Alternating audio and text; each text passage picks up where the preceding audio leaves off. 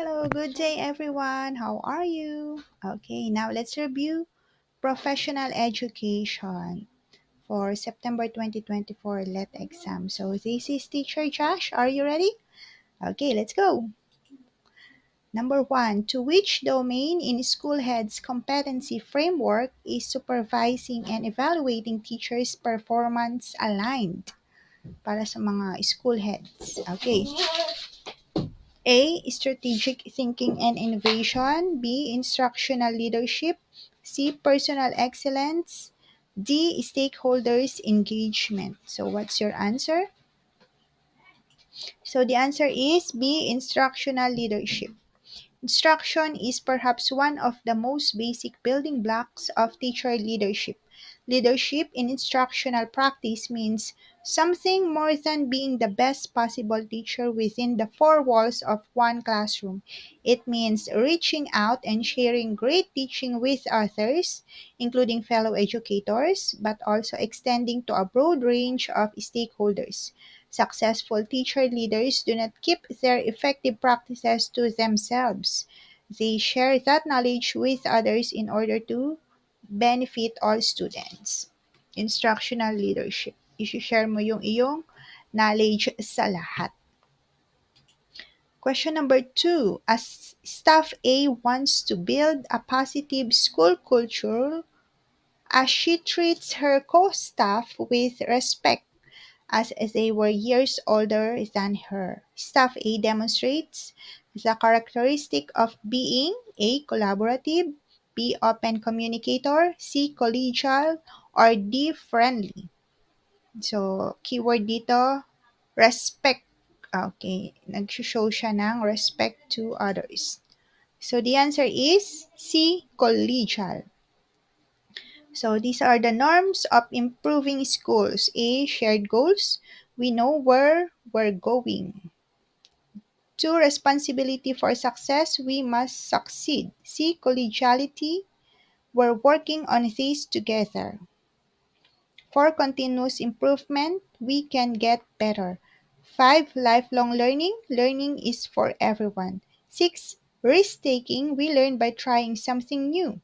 7. Support. There's always someone there to help. 8. Mutual respect. Everyone has something to offer. 9. Openness. We can discuss our differences. 10. Celebration and humor. We feel good about ourselves. So, ang hinahanap natin dito is collegiality. We're working on this together. Ano ba yung question? Treats her co-staff with respect as they were years older than her. Okay. With respect, collegiality, we're working on this together. Number 3, it is an accentuation of the school's culture subscription to genuine consensus among their community. Hirap ng tanong. A. Cultural identity. B. Cultural norms. C. Leadership. D. Parents-Teacher Association. Okay, so keyword dito, genuine consensus among their community or may continuous communication ka sa community. Ano kaya yon? Okay, so the answer is PTA, Parents Teachers Association. PTA fosters partnerships between the school and the home and helps to build this sense of community. So, kailangan mo ring makipag-communicate sa mga parents regarding sa update skills or update remarks ng kanilang mga students. Continuous partner to the community. Number 4, which is the essence of SBM? Reduced authority of school head, absolute freedom of education and stakeholders, principal empowerment, or school empowerment. Okay, school empowerment. Ano ba yung SBM? SBM means school-based management. Is a strategy to improve education by transferring significant decision-making authority from state and district offices to individual schools. So, yun ang essence ng SBM, School-Based Management, School Empowerment. Remember, SBM, School Empowerment.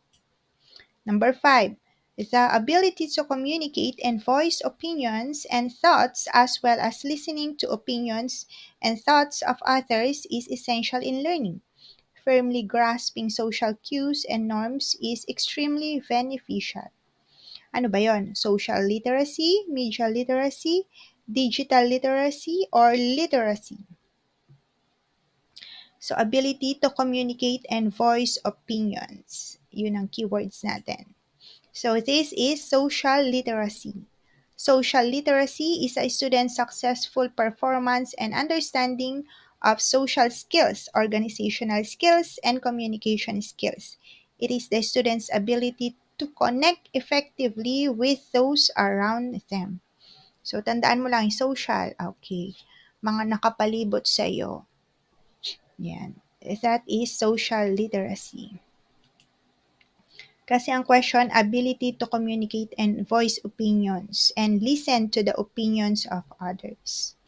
So that is social literacy. Number 6, it refers to appropriate educational opportunities available to every citizen. These twin concepts indicate the level and quality of participation in the learning system, which are influenced to a large extent by socio-economic variables, distribution of schools, school mapping, and allocation of resources. Ang haba. So, ang keyword lang dito, education available to every citizen. Ano ba yon? A. Access and equality. B. Economic and social levels. C. Government and LGUs. Or D. All of these. Okay, so the best answer is access and equality. Access and equality in education go hand in hand.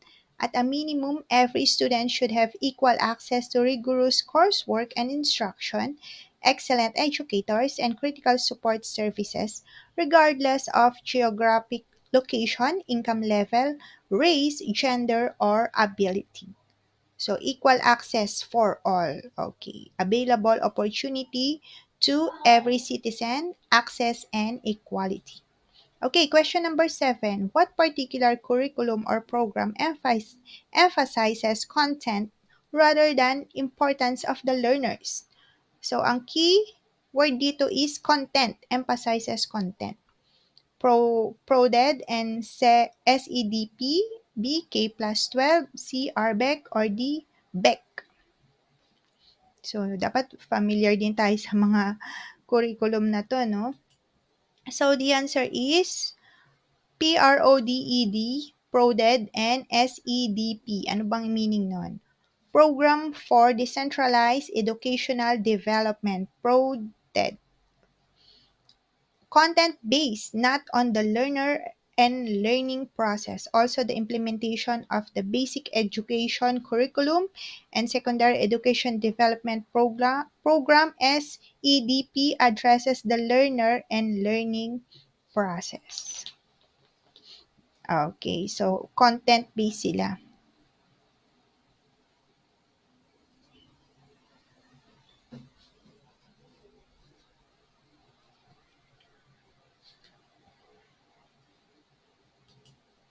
This is an understanding, okay, question number 8. This is an understanding of how teaching and learning can change when particular technologies are used in particular methods. So, we use technologies in our teaching methods. Ano ba to? TPK, TCK, TechPack, or PK? Okay, ano ba tong mga TPK na to? Okay, TPK. So, the answer is TPK. TPK requires a forward-looking, creative, and open-minded seeking of technology used not for its own sake, but for the sake of advancing student learning and understanding. TPK, technological, pedagogical knowledge. Yun ang meaning ng TPK. TPAC, Mishra and Kohler, 2006, is a model for thinking about teaching knowledge and how the different types of knowledge a teacher has about the content they are teaching, the ways they teach the content, and the tools they use to support how they teach. So, yung TPAC, meron kang knowledge, meron kang teaching materials, integrate mo yung technology. But ang hinahanap natin dito is TPK. Understanding how teaching and learning can change when particular technologies are used in particular methods. So, integrate natin yung technology sa ating teaching methods, TPK, Technological Pedagogical Knowledge. Okay, ito yon yung model ng TPAK, TK Technological Knowledge, TPK Technological Pedagogical Knowledge. Ito yung hinahanap natin, integrate natin yung technology. TCK Technological Content Knowledge, Pedagogical Knowledge, Content Knowledge. Okay, so pag pinagsama-sama ito, yun ang tinatawag na TPAK model. Ito ang meaning. Pedagogical content knowledge, understanding the best practices for teaching specific content to your specific students. Best practice naman to, yung pedagogical. Technological content knowledge, knowing how the digital tools available to you can enhance or transform the content, how it's delivered to students, and how your students can interact with it. So, meron na siyang technology. Gagamitin na natin ang technology. Technological, pedagogical knowledge, understanding how to use your digital tools as a vehicle to the learning outcomes and experiences you want. So, dapat alam din natin gamitin yung ating mga technology.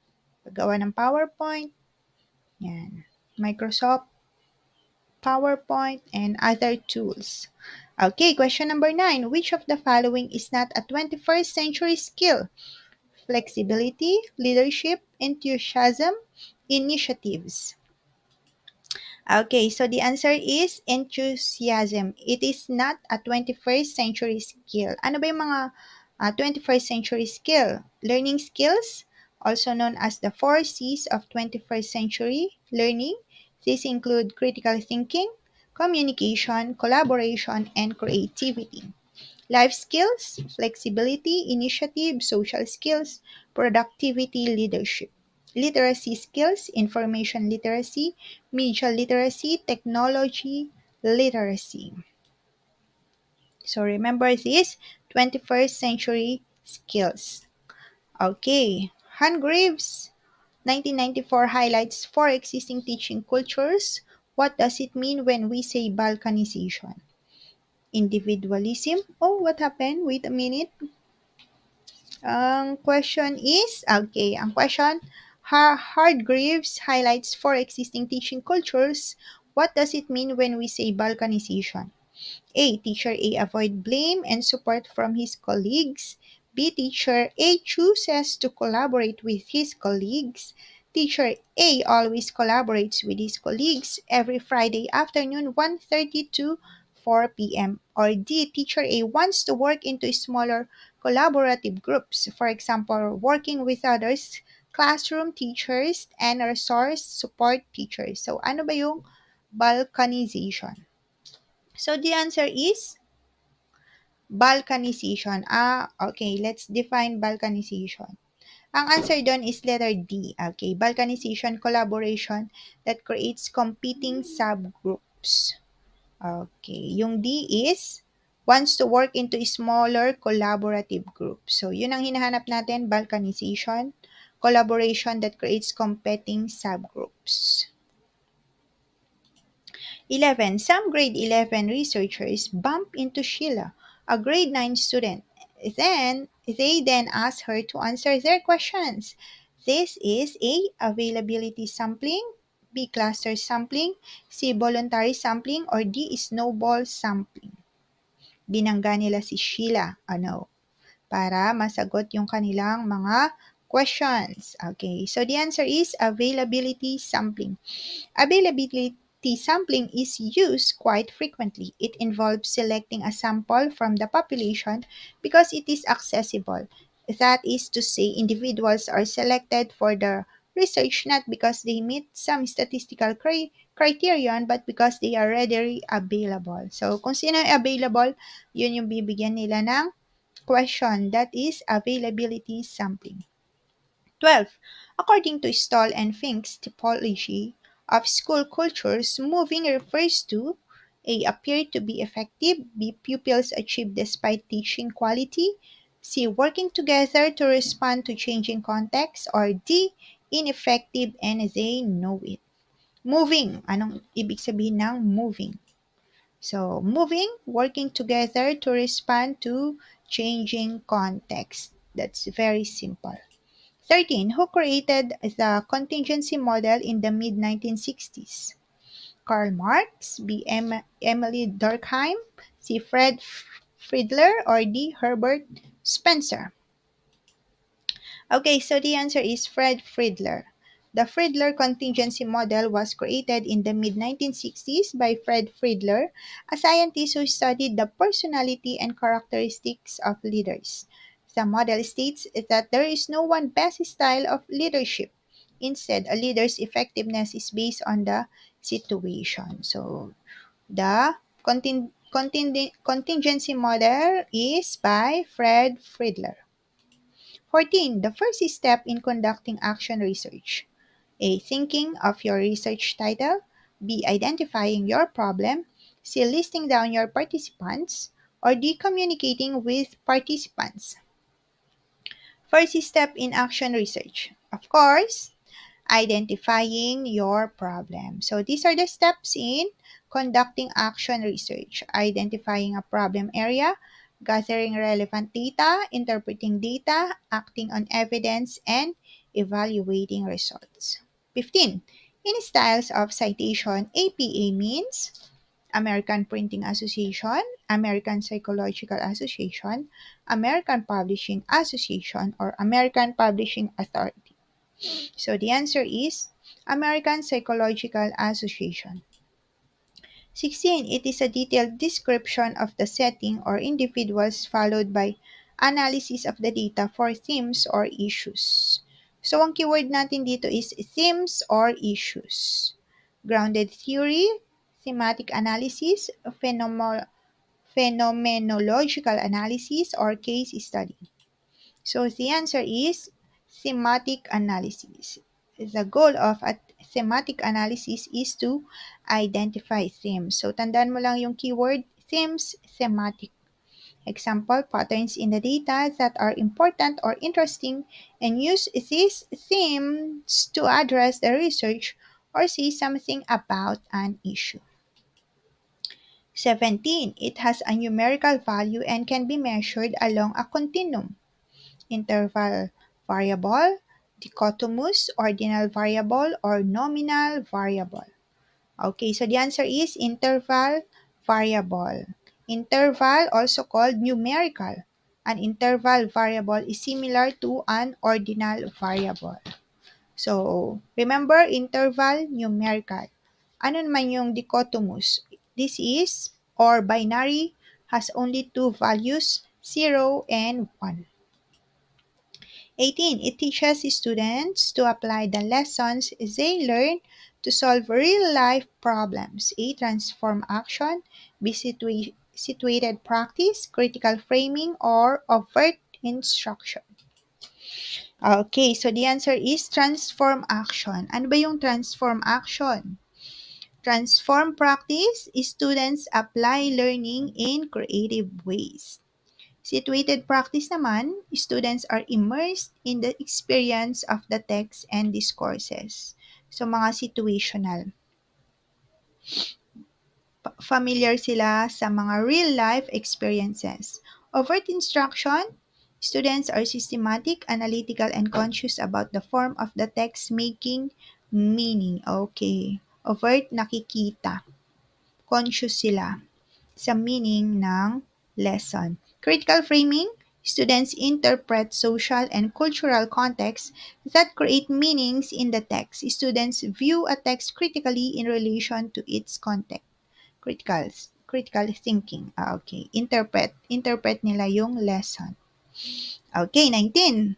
It is where students are able to construct their own meaning through reflection, analysis, comprehension, and application of their learning.